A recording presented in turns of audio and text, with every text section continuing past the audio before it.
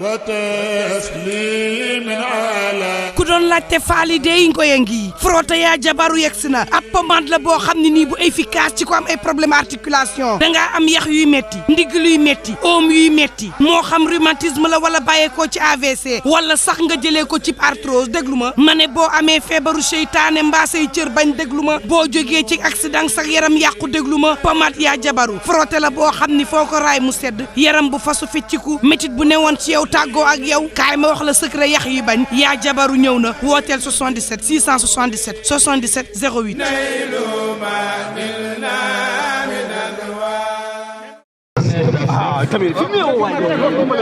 jeunesse du monde, je voudrais, à l'occasion de ce Ndogu Ngalla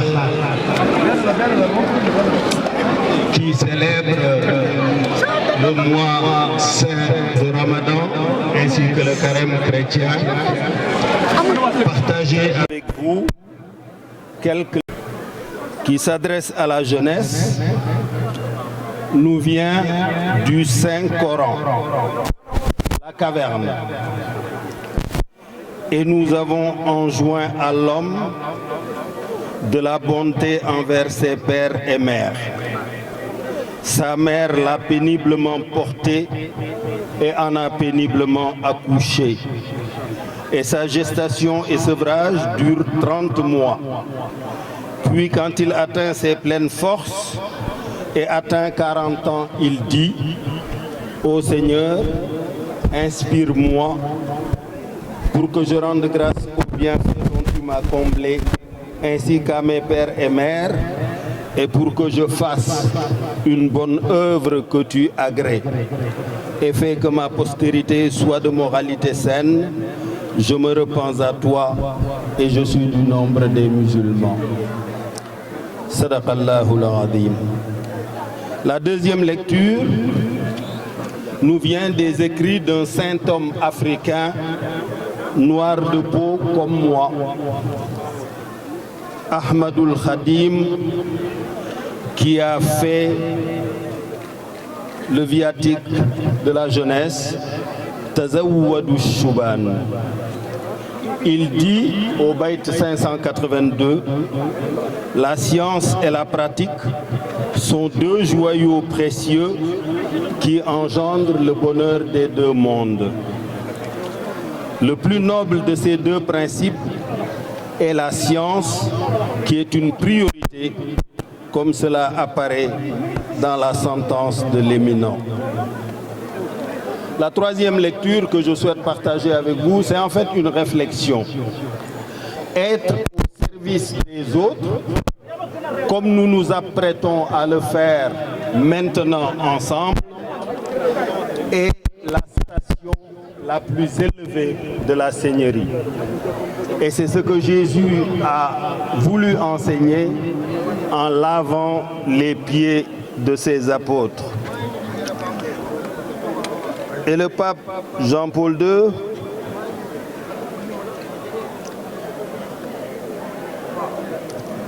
nous l'a rappelé le 19 août 2001 à Castel Gandolfo en ces termes. L'humanité du troisième millénaire a besoin de jeunes forts dans la foi et généreux dans le service de leurs frères. Elle a besoin de jeunes aimant le Christ et son évangile. Être au service du pays, être au service de notre continent, être au service de l'humanité, tel est le seul sens de mon combat politique et c'est à cela que j'invite la jeunesse de mon pays. Cela n'inclut pas de brûler, de casser, de détruire. Cela implique de rassembler des pierres, de construire, de labourer nos champs et d'être bienveillants envers nos pères et mères. Je voudrais terminer par l'hymne à la jeunesse en vous mettant ou en vous faisant entendre, puisque là, malheureusement, l'équipe n'a pas pu mettre en place des écrans géants. Tout était prévu à la piscine olympique, mais à la dernière minute, on nous a exhibé une note disant que c'est le préfet de Dakar qui interdisait l'événement. Là-bas, à la piscine olympique, nous nous sommes pliés et nous nous sommes mis ici devant chez nous et nous avons obtenu formellement l'autorisation d'occuper la rue pendant quelques minutes. Donc on ne restera pas longtemps non plus après. Nous serons jusqu'au bout respectueux de la loi et nous invitons nos autres collègues acteurs politiques à en faire autant. Voilà ce que Serigne Cheikh Ahmed Tidiane Sy Al Maktoum, mon oncle et homonyme, dit au sujet de l'hymne à la jeunesse.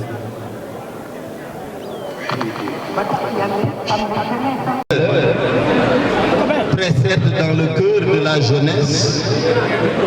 les acquisitions occidentales, par exemple. Cela leur permet de savoir distinguer l'utile du futile.